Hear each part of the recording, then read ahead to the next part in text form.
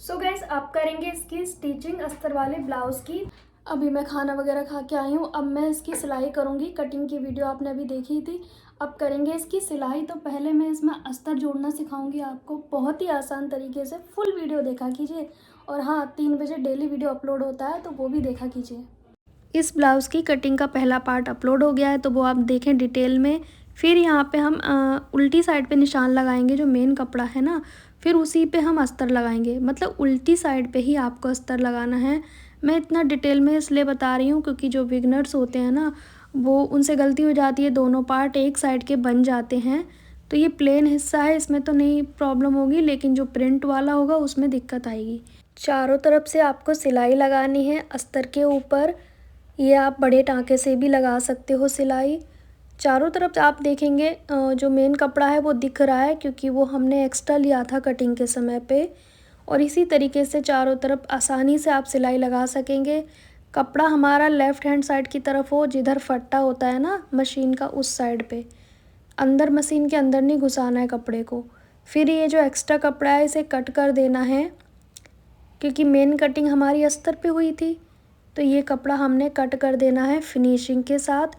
Same हम दूसरे part को भी रेडी करेंगे बिल्कुल सेम तरीके से। फ्रंट के 2 पार्ट होते हैं ना, दोनों को आसानी से रेडी कर लेंगे। अब हम करेंगे बैक पार्ट। तो बैक पार्ट में भी हम उल्टी साइड पे अस्तर लगाएंगे। ये आपने देखा, मैंने निशान लगा दिया।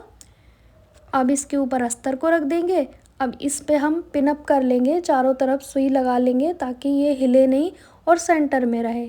नहीं तो एक साइड भी ज़्यादा हो सकता है आपसे, अगर जो आप बिगनर हैं तो पहले आप चारों तरफ सुई से टक कर लें, फिर आप सिलाई लगाएं। यहाँ से बहुत आसानी से सिलाई लग जाएगी। अब आपको कहीं भी ज़्यादा पकड़ने की ज़रूरत नहीं होगी। चारों तरफ एक्स्ट्रा कपड़ा जो छूटा हुआ है ना, इसे हम बाद में कट करेंगे फिनिशिंग के साथ। यहाँ पे आप देखेंगे अच्छे से हमारा कच्चा हो गया है। अब जो एक्स्ट्रा कपड़ा है इसे कट कर देंगे और बहुत ही फिनिशिंग के साथ। ध्यान रहे अस्तर पे हमारी मेन कटिंग हुई है तो उसको बिल्कुल भी नहीं छेड़ना आपने। इस चैनल पे डेली वीडियो 3 बजे आता है जो कि मैं बहुत आसानी से आपको बताती हूँ कटिंग स्टिचिंग।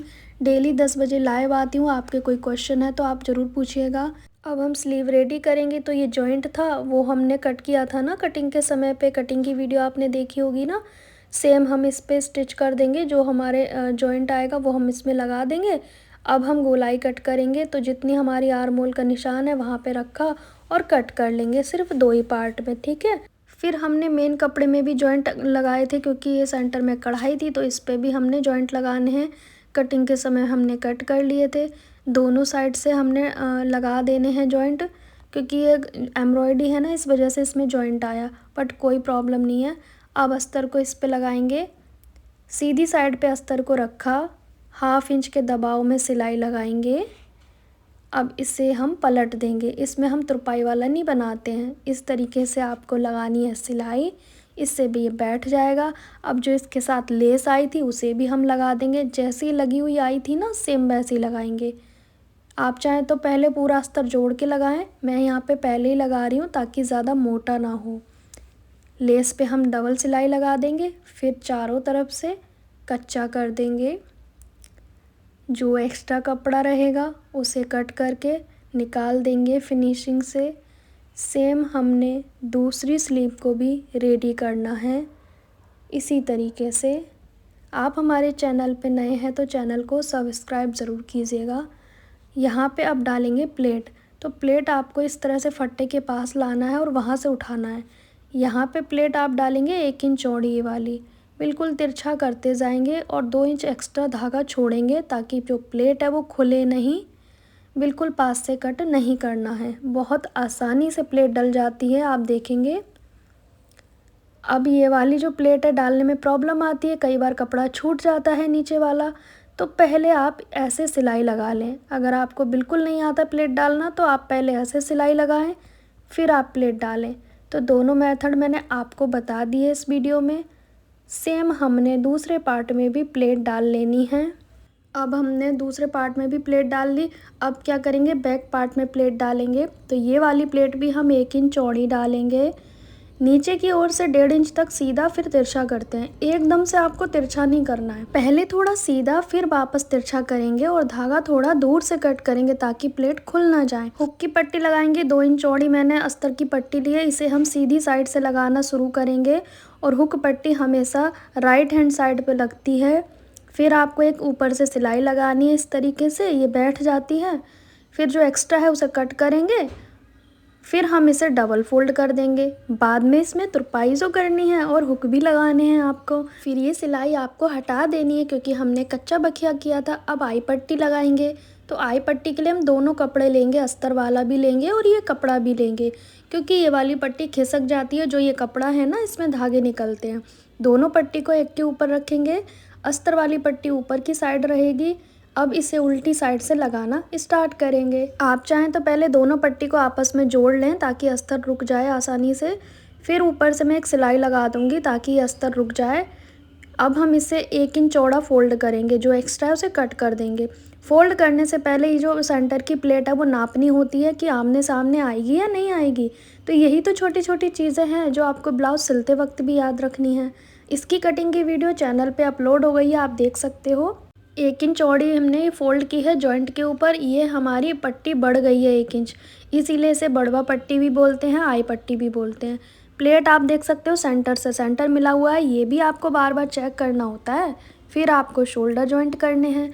ऊपर से 1/2 इंच के दबाव में, ओनली 1/2 इंच, यहाँ पे कम या ज़्यादा बिल्कुल नहीं होना चाहिए, तभी नेक गिरेगा नहीं तो। अब और एक पट्टी कट करेंगे, तो तिरछे कपड़े में हम और एक पट्टी कट करते हैं जो कि मैंने 1 या 1.25 इंच की चौड़ाई में कट की है। इन्हें आपस में जोड़ना भी आसान है, इन्हें इस तरह से जोड़ते हैं ताकि ये तिरछापन इनका बिल्कुल ख़त्म हो जाए और बिल्कुल स्ट्रेट दिखे। सारी पट्टियाँ जोड़ लेनी है। अब नेक पट्टी लगाएंगे कैसे, ताकि झोल बिल्कुल भी ना आए और दूसरा नेक हमारा उतरे नहीं। तो इस पट्टी को कुछ ऐसे खींचेंगे, जॉइंट पे पकड़ लेंगे, नहीं तो जॉइंट खुल जाएंगे, और इस तरह से पूरी पट्टी को खींचेंगे। जब आप पट्टी खींच के लगाएंगे ना, तो नेक शोल्डर पे ही रहेगा, उतरेगा बिल्कुल भी नहीं।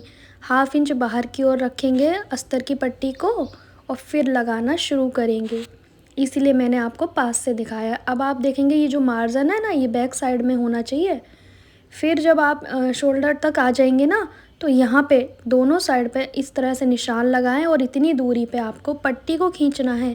यही तो ट्रिक है छोटी छोटी, इतनी दूरी पे आपको पट्टी खींचनी है। फिर वापस नॉर्मल पे आ जाएंगे, निशान जहाँ तक है दोनों साइड 1-1 इंच हमने खींचा है शोल्डर के। सेम प्रोसेस दूसरी साइड पे भी करेंगे। अभी हम नॉर्मल पट्टी लगा रहे हैं, बिल्कुल भी नहीं खींच रहे।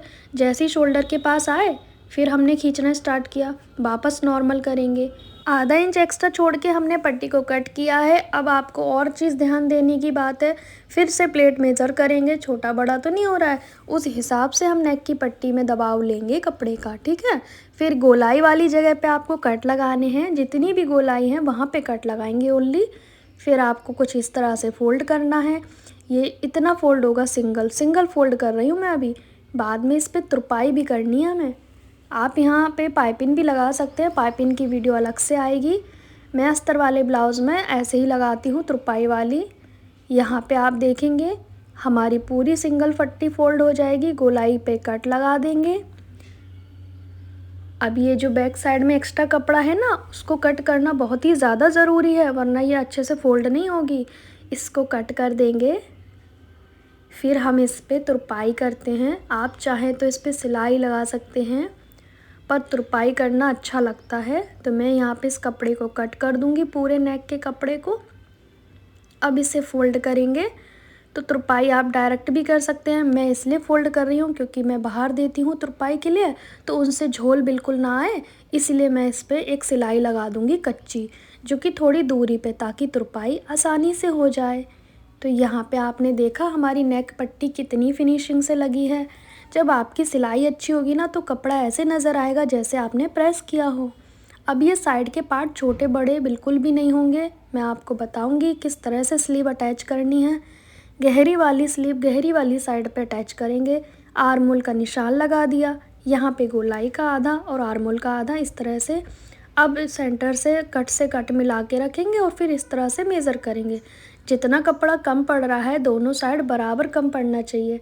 ऐसे आपको स्लीव अटैच करनी है। आप चाहें तो सेंटर से भी अटैच कर सकते हो, हाफ हाफ, दोनों मेथड से आप अटैच कर सकते हो, जैसे आपको ईजी लगे। ये ओपन स्लीव में अटैच कर रही हूँ। यहाँ पे हमारी एक स्लीव अटैच हो गई, मैं इसमें ओवरलॉक कर लूँगी। ओवरलॉक की मशीन है मेरे पास, तो मैंने यहाँ पे इसमें ओवरलॉक कर लिया, दोनों स्लीव अटैच कर ली। अब साइड की फिटिंग कैसे करें कि बिल्कुल ही स्ट्रेट आए, तो पहले आप सीधी साइड से ही 1/2 इंच की सिलाई लगा लें। जी हाँ, सीधी साइड से दोनों पार्ट ऐसे रखेंगे दोनों साइड पे, और 1/2 इंच के दबाव में सीधी साइड से सिलाई लगा लें। इससे आपका कपड़ा भी गुम हो जाएगा, ओवरलॉक भी नहीं करना पड़ेगा। अब इसमें नीचे की ओर तुरपाई पट्टी लगाएंगे। मैं तुरपाई पट्टी लास्ट में लगाती हूँ। आप कटिंग के समय एक्स्ट्रा ले सकते हैं कपड़ा, जो कि इसी में फ़ोल्ड हो जाएगा, पर वो इससे ज़्यादा अच्छा रहता है, क्योंकि प्लेट डल जाती है तो फिर फ़ोल्ड करने में थोड़ी प्रॉब्लम आएगी, इसीलिए तुरपाई पट्टी अलग से लगाएं। यहाँ से फ़ोल्ड कर देंगे प्रॉपर, 1/2 इंच बढ़ा के लिया था ना हमने बाहर की साइड। अब इसे एक ऊपर की सिलाई लगा देंगे, फिर लास्ट में पूरा फ़ोल्ड कर देंगे। बाद में हम फिटिंग करते हैं, पहले तुरपाई पट्टी लगा देंगे। यहाँ पे तुरपाई हो जाएगी इस पूरी पट्टी पे। जैसे कि मैंने कहा, मैं बाहर दूंगी तुरपाई के लिए, तो पूरा कच्चा मुझे करना पड़ता है। प्लेट से प्लेट मिलाएंगे, फिर हम लास्ट का सीन फोल्ड करते हैं, ठीक है। अब हम ब्लाउज़ की फ़िटिंग कैसे करें कि ये सिलाई स्ट्रेट आए, मुझे कमेंट आते हैं, इसलिए मैं बता रही हूँ।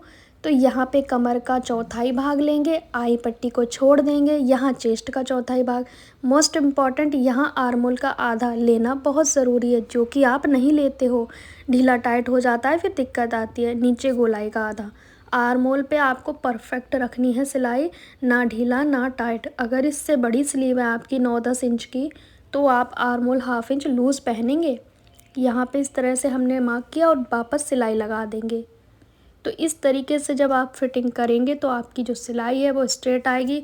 और स्लीव का जो मार्जिन है ना, वो ऊपर की ओर किया है मैंने, ध्यान से आप देखें दोनों साइड पे। तो ये थी हमारी ब्लाउज़ की साइड फिटिंग, जो कि बहुत ही परफेक्ट है। ऊपर मैंने टिच बटन पट्टी लगा दी, यहाँ पे आप देखेंगे सिलाई भी परफेक्ट आई है, और ये जो जॉइंट है ना, वो आमने सामने आए हैं। तो कितने अच्छे से हमने ब्लाउज़ की स्टिचिंग करी, स्लीव में कोई झोल नहीं आया है, ना ही बैक पार्ट छोटे बड़े हुए हैं। तो आज मैंने आपको इस वाले ब्लाउज़ की कटिंग स्टिचिंग सिखाई है, बहुत ही आसान तरीके से। अब ये तुरपाई होने के लिए जाएगा, इसमें हुक्का ही होंगे, क्योंकि मैंने तो ये ऐसे ही छोड़ा हुआ है, मैं बाहर कराती हूँ। कभी मैं आपको डिटेल में बताऊँगी किस चीज़ के कितने पैसे मैं देती हूँ बाहर। अब यहाँ पे आप देखें, हुक्काई तुरपाई होके आ गया है। ये इसका फाइनल रिज़ल्ट है। कैसी लगी आपको वीडियो, कमेंट ज़रूर करें।